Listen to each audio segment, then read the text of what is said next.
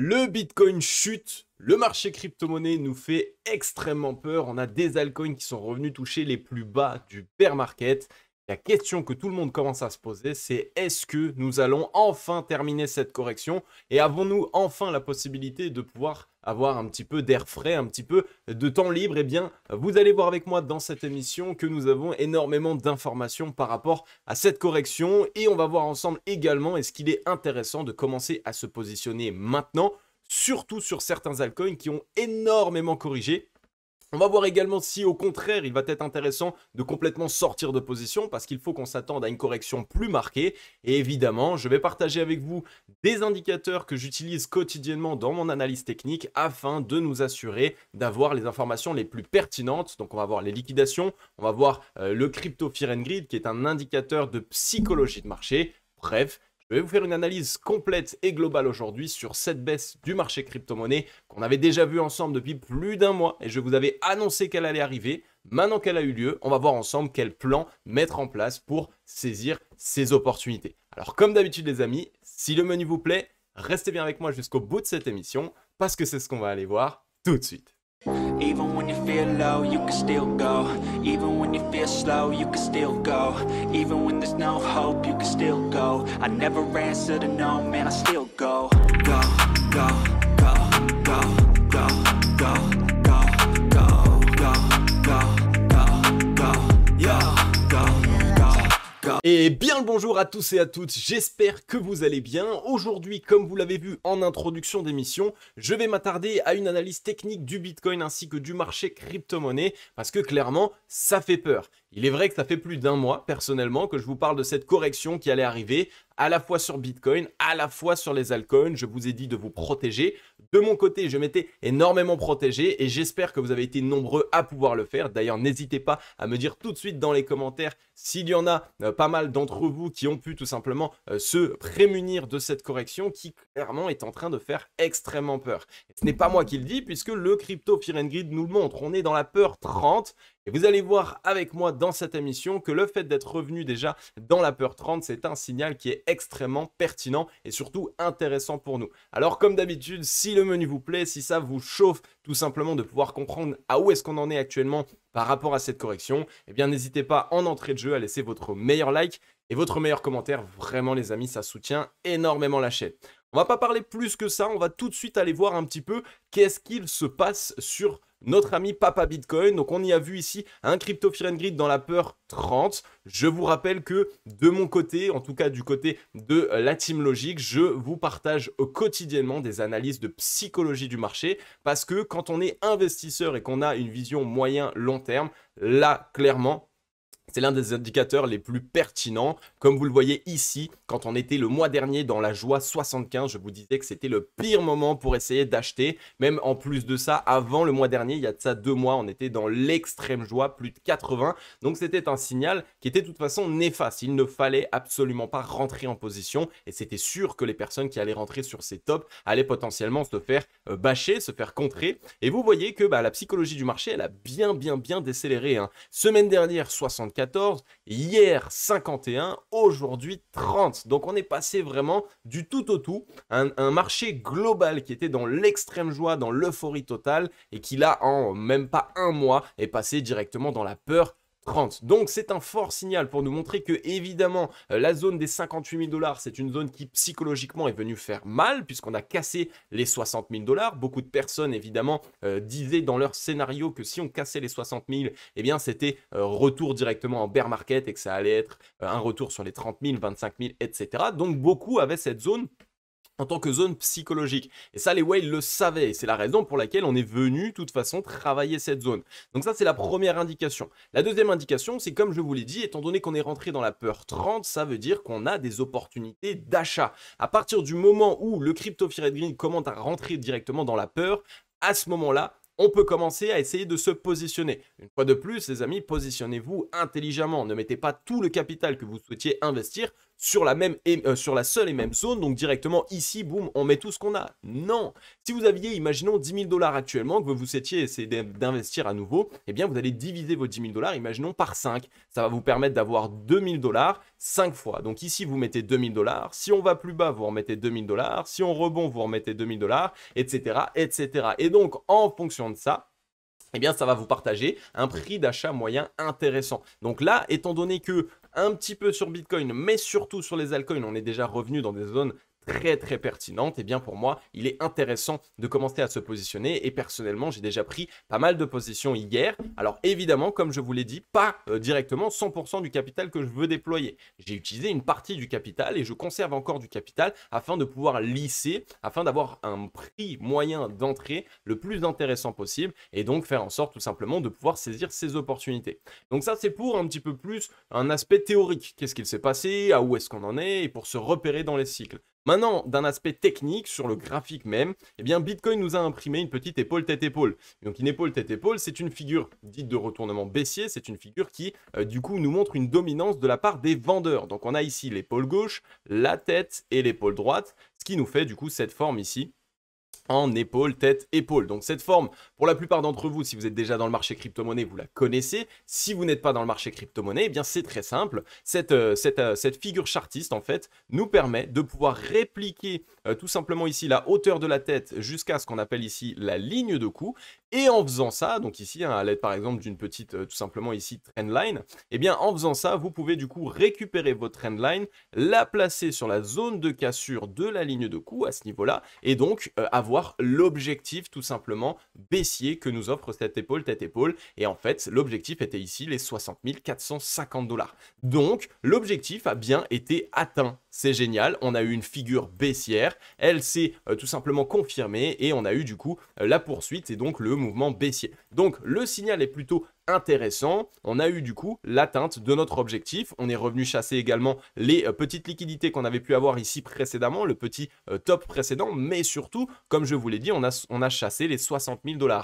Et la plupart des personnes qui ont long le marché crypto-monnaie et surtout le Bitcoin ces derniers temps, avec potentiellement beaucoup de leviers, ont positionné tout simplement leur stop loss sur les 60 000 $.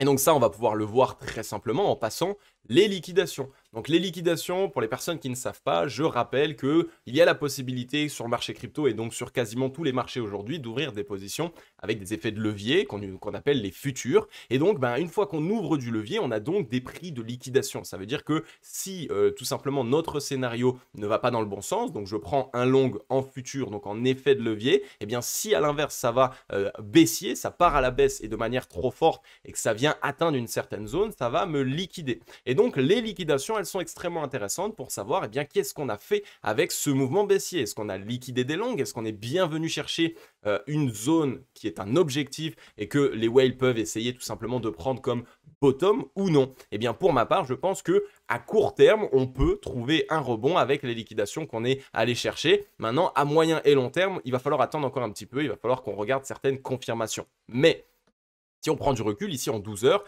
ici le 23 mai 2024, on est venu liquider 243 millions de positions longues.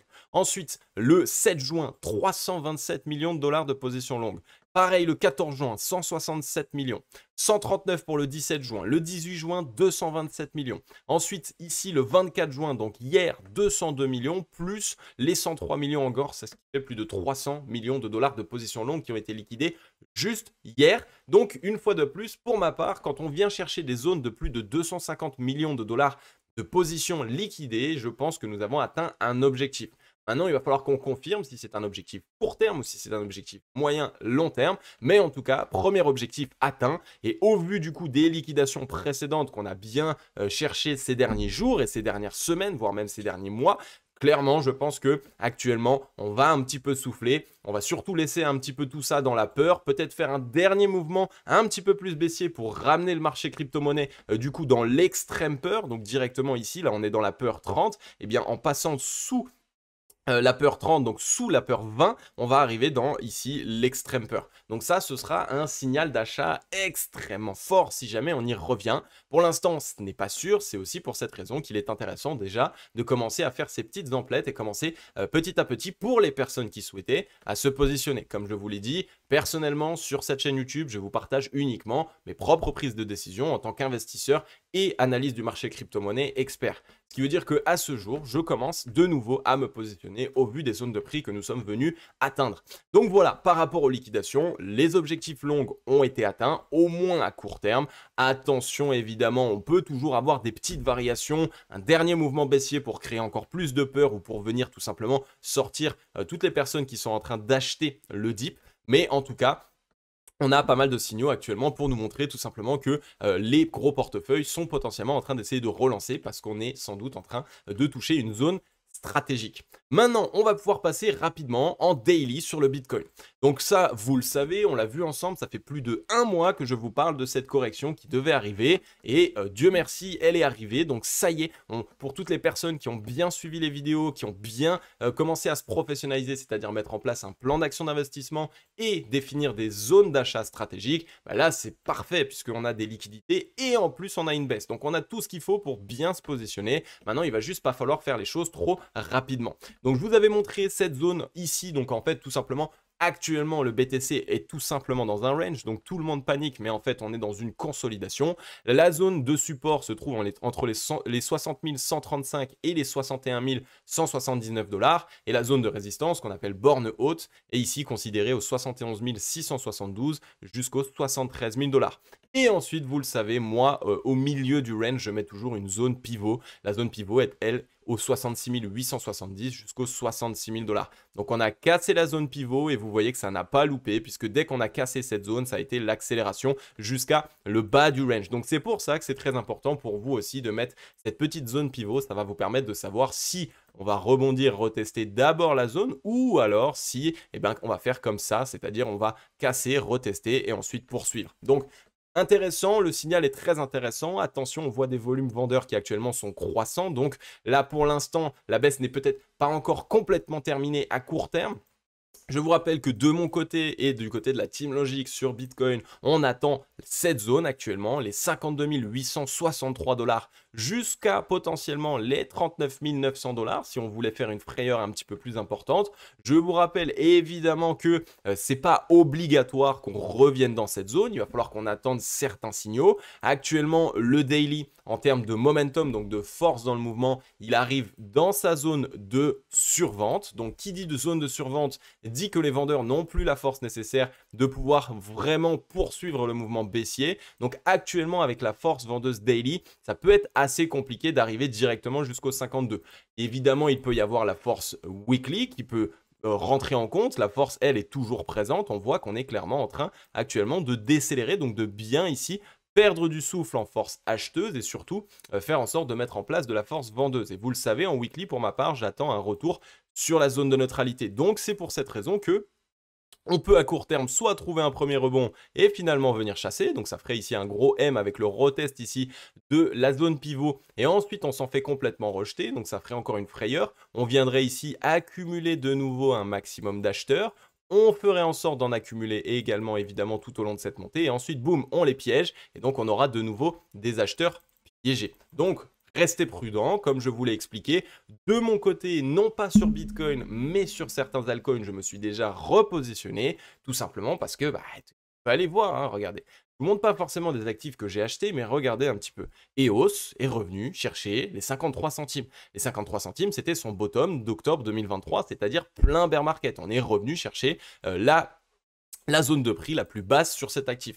Donc, quand on a des actifs qui sont intéressants, je ne dis pas qu'EOS est intéressant, je dis pour d'autres actifs, eh bien, si on est revenu chercher la zone quasiment bear market, personnellement, je ne pense pas qu'on va aller chercher bien plus bas. On peut chercher à faire capituler, on peut faire encore un petit peu peur à court terme, c'est-à-dire dans les quelques jours, semaines qui sont en train d'arriver, mais par la suite, je pense à un fort rebond et surtout, je pense que ça va être assez complexe de pouvoir se positionner très facilement sur la mèche parfaite. Donc, c'est pour cette raison que je commence déjà à me positionner sur certains alts. Donc, comme dit en daily, ici, en termes de momentum, on n'arrive pas loin de la survente, donc attention, on n'a pas encore la force nécessaire pour clairement poursuivre le mouvement baissier, mais ne vous faites surtout pas avoir si vous voyez un rebond. Cela ne veut absolument pas dire qu'on est tout de suite assuré d'avoir le bottom. On peut très bien juste revenir le tester et encore une fois confirmer un deuxième M, poursuite du mouvement baissier, créer un maximum de peur et là je peux vous dire qu'on sera dans l'extrême peur et là pour moi ce sera des emplettes parfaites. Ça ne veut pas dire une fois de plus qu'on y reviendra assurément, je vous l'ai montré tout à l'heure, en daily on n'a pas encore la force nécessaire. Donc pour l'instant on est toujours dans le range, hier on a racheté la mèche et on a réussi à sauver la cassure du range avec la clôture daily, donc actuellement on va rester prudent sur ce qu'il se passe, on va attendre la clôture d'aujourd'hui pour voir concrètement à où est-ce qu'on en est, mais comme vous le voyez ici, hein, là on est vraiment en train d'empiler depuis une dizaine de jours des daily, donc des chandeliers baissier, donc c'est clairement en train d'essouffler les vendeurs ici à court et moyen terme. Et en plus, vu qu'on est revenu dans la peur, vous le savez, quand on revient dans la peur, on a de fortes probabilités de pouvoir poser un bottom. Donc soit on va le poser dans la peur maintenant, soit on va le poser dans l'extrême peur d'ici quelques jours, mais en tout cas d'ici peu, je pense qu'on pourrait se reprendre. Maintenant, je vais vous passer juste le gold, puisque vous savez, le gold a de l'avance sur le Bitcoin. Le gold et le Bitcoin aujourd'hui réagissent à peu près pareil en termes d'action de prix. La plupart en fait de leurs actions de prix sont complètement corrélées au dollar. Donc le dollar, lui, quand il part à la hausse, le Bitcoin, le gold partent à la baisse. Et à l'inverse, quand le dollar baisse, le Bitcoin, le gold, eux, partent à la hausse. Et donc ici, on a une disposition plutôt baissière que vous connaissez maintenant, puisque je vous en ai parlé en introduction d'émission. On a aussi une épaule, tête-épaule qui se met en place sur le gold. Donc on a bien cette épaule, tête-épaule qui s'est mise en place en daily, donc c'est un petit peu plus grand en termes d'amplitude. Et donc ici, le gold, en fait, tout simplement, par rapport à sa cassure, donc si on se met sur la zone de cassure, pourrait revenir chercher les 2195 $. Je pense même que le gold pourrait retracer légèrement plus profondément pour revenir chercher les 0,382, c'est-à-dire ici cette zone aux 2129 $. Je vais peut-être vous l'entourer pour que vous le voyez. Et ça représente tout simplement la première zone d'arrêt. Si on regarde, le gold, il a fait tout ce rebond haussier. Donc, il est normal qu'il corrige et qu'il vienne tout simplement récupérer de la force acheteuse. Et notamment, du coup, en retestant cette zone des 0,382 de Fibonacci, qui serait une zone intéressante. Donc, attention, ça montre clairement que le gold n'a pas terminé sa correction et qu'il pourrait se prendre un bon petit moins 8%. Et donc, si le gold n'a pas terminé sa correction, je pense que du coup, Bitcoin, dans un instant T, pourrait ne pas non plus avoir terminé sa correction, même un petit rebond ensuite et finir quand même avec tout simplement ce qu'on appelle les mouvements de capitulation, c'est-à-dire vraiment le moment où on va faire peur, on va casser cette zone de résistance, casser le range, tout le monde va se dire que c'est la fin, et boum, finalement on va réintégrer très rapidement. Et donc ça, ici, ce sera l'opportunité, disons, parfaite. Donc voilà pour le gold, comme dit. On pourra avoir des petites emplettes au 0,382. Comme vous le savez, le gold, j'en ai un petit peu en portefeuille. Je continue et continuerai d'en accumuler. Donc, si on revient sur les 0,382, en fonction évidemment de ce que l'analyse technique nous montre et surtout cette belle zone de support des 2080, alors à ce moment-là, je pourrais peut-être essayer de retrouver une position d'achat à nouveau sur le gold. En tout cas, ici, sur ces zones entre les 2100 et potentiellement les 2000 $. On va passer rapidement maintenant le crypto total. Le crypto total, pour celles et ceux qui ne savent pas, c'est la capitalisation totale du marché crypto-monnaie. Ce qui veut dire que tout l'argent qui est investi sur n'importe quel crypto-actif aujourd'hui du marché crypto-monnaie est répercuté dans le crypto total. Et aujourd'hui, en fait, la capitalisation totale du marché crypto-monnaie est de 2196 milliards. Donc, qu'est-ce qu'on peut dire sur le crypto total? Première chose qu'on peut dire, c'est que on est bien venu faire une belle petite mèche ici, qui a été racheté et on a bien du coup cherché les creux précédents. Donc bonne nouvelle, première mèche ici, deuxième mèche ici. En tout cas sur les alts, on a bien méché, on est déjà bien venu chercher tout simplement les zones dans lesquelles les longues qui s'étaient positionnées en levier auraient pu se cacher. Donc ça c'est intéressant, ça peut nous montrer à court terme qu'on pourrait tout simplement tenir cette zone ici de support et peut-être qu'on continuerait du coup à être dans un range et sur le crypto total pouvoir potentiellement poursuivre. Ok, maintenant deuxième possibilité pour moi, on aurait la possibilité de faire comme BTC, petit rebond, finalement on vient chasser et on reviendrait chercher cette zone. Elle est à la fois une zone de support importante, donc ici le rectangle bleu, elle représente également les 0,382 à ce niveau-là, donc ici cette zone qu'on appelle la première zone d'arrêt, mais aussi et surtout ça représente la zone des 2000 milliards. La zone des 2000 milliards, c'est une zone psychologique qu'on a cassée et récupérée. Donc ici, on a fait 1000 milliards, cassure. Ensuite, on est venu faire un petit retest des 1500. cassure des 2000, et ben là, il faut qu'on revienne tester les 2000. Il faut qu'on vienne retester potentiellement les 2000 milliards puisqu'on les a cassés. Et généralement, quand on casse une zone aussi dure que les 2000 milliards, on a l'habitude de revenir la chercher en tant que support, consolider un petit peu dessus, tout simplement pour s'assurer que cette zone ici devienne une grosse zone de support pour le futur. Comme ça, quand le prix va repartir, on saura que si jamais on vient retracer, les 2000 milliards devraient être une zone de support importante. Ok? Donc attention évidemment, pour l'instant la disposition est toujours baissière, on fait des tops de plus en plus bas, on voit qu'on est en train de faire des bottoms de plus en plus bas également. Donc voilà, la dynamique est toujours baissière actuellement. Comme expliqué, ça peut être déjà plutôt pertinent, hein. On est déjà sur une baisse de 16 à plus puisqu'on a eu la mèche. Donc si on regarde avec la mèche de 18%, donc certaines personnes et surtout certains actifs peut être déjà intéressants à commencer à se positionner maintenant. On voit quelques petites divergences haussières qui se mettent en place également. Donc ça peut être plutôt pertinent pour nous dire qu'on est peut-être en train de faire une belle frayeur. On va peut-être la poursuivre la frayeur, juste venir ici, tac, faire la petite retest de mèche, hein. Ça arrive très souvent que quand on a une mèche qui se met en place, on vienne la retester. Donc tout simplement pour liquider toutes les personnes qui auraient pu se positionner sous la mèche. Mais en tout cas, une fois ça fait, je pense qu'on pourra potentiellement essayer de trouver un bottom ou du moins à court terme. Une fois de plus, dans le ratio long short, on arrive en zone de survente, ce qui veut dire que les vendeurs ont très peu de force. On peut légèrement poursuivre le mouvement baissier, mais en tout cas, on ne pourra, selon moi, aujourd'hui, avec la force vendeuse disponible en daily, pas récupérer ou pas aller au-delà des 2000 milliards de capitalisation. Et c'est pour cette raison que c'est une des zones que j'attends le plus. Donc actuellement, si on devait définir des zones d'achat intéressantes, eh ben, je le ferais de cette manière. À partir de là où on est aujourd'hui, c'est déjà plutôt intéressant. Et ensuite, je mettrai, bah voilà, une fois j'achète, une fois ici, une fois ici, une fois ici. Et de cette manière, on aura du coup un prix moyen d'achat qui sera peut-être aux 2050 milliards. Et ça nous permettra du coup d'être en position et surtout d'être bien positionné. Donc voilà pour le crypto total, restez prudent. On a encore peut-être un petit mouvement qui nous attend. Pas forcément sur les ALG qui se sont bien fait bâcher ces derniers jours, mais plutôt sur les ALG qui, eux, ont bien performé. Donc Solana qui avait bien performé, on a le NER, on a le Tron TRX, on a eu Dodge, on a eu pas mal d'actifs qui ont bien performé. Et donc, ça pourrait être tout simplement ici une petite poursuite pour tout simplement continuer de faire retracer ces actifs-là. Et les autres qui, eux, sont déjà très très bas, ben, je pense qu'ils vont se mettre à consolider. Maintenant, il faut qu'on reste juste prudent également. On est en pleine zone de résistance ici. On met en place un M dans une zone de résistance importante et dans la zone de rechargement vendeuse. Donc je pense qu'on veut créer de la peur à l'intérieur de cette zone, mais il va quand même falloir qu'on reste prudent parce que zone de rechargement vendeuse, ça peut vraiment faire mal. Et imaginons que ce soit le premier cycle dans lequel on n'arrive pas à redépasser en fait le top précédent. Et donc on ait marqué tout simplement le top ici et que finalement on revienne retracer. Alors c'est pas du tout ce que je pense, mais il faut quand même garder tous les scénarios en tête possible. Donc attention à cette zone de rechargement vendeuse. Si on retrace, je veux clairement que les 2000 milliards soient tenus et qu'on arrive à trouver rebond dessus. Je pense qu'on pourrait faire cette petite frayeur.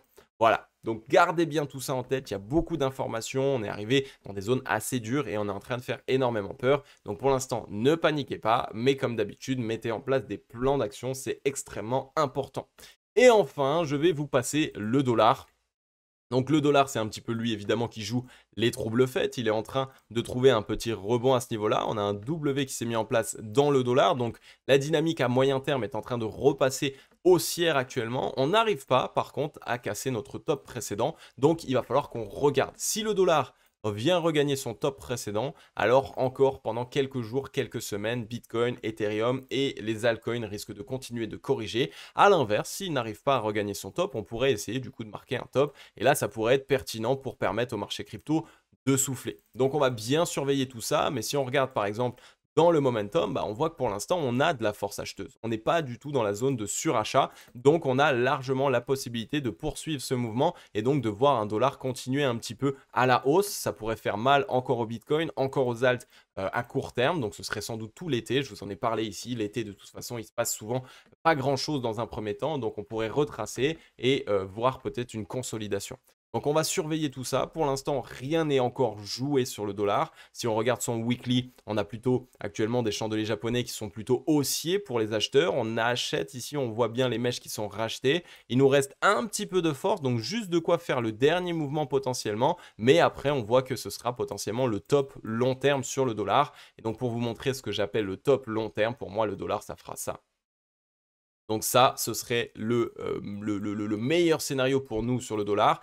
Ça ferait mal évidemment d'avoir ce rebond, donc sur Bitcoin et Ethereum. Mais par contre, une fois qu'on aura commencé ce retracement, regardez-moi ce très grand M-top qui pourrait se mettre en place. On pourrait casser les 100 points sur le dollar et donc revenir même sous les 100 points incessamment sous peu. Donc clairement, pour les personnes qui sont à deux doigts de capituler du marché crypto, autant vous dire que ce signal-là, quand il va avoir lieu, ça va être la plus grosse hausse que le marché crypto-monnaie n'ait jamais connue, parce que jusqu'à ce jour, on n'a encore jamais eu, depuis la création du Bitcoin, un réel crash du dollar. On a eu des baisses du dollar ici, tac, on a un petit peu baissé, mais si on regarde depuis la création du Bitcoin, c'est-à-dire en 2008, bah en fait, le dollar est complètement ici haussier, vous voyez. Donc c'est aussi pour cette raison que le Bitcoin fait de très belles performances, mais il n'a pas peut-être encore fait sa réelle adoption mainstream, son explosion qu'on attend très fortement. Et regardez-moi ce M qui est en train de se mettre en place dans la zone de rechargement vendeuse.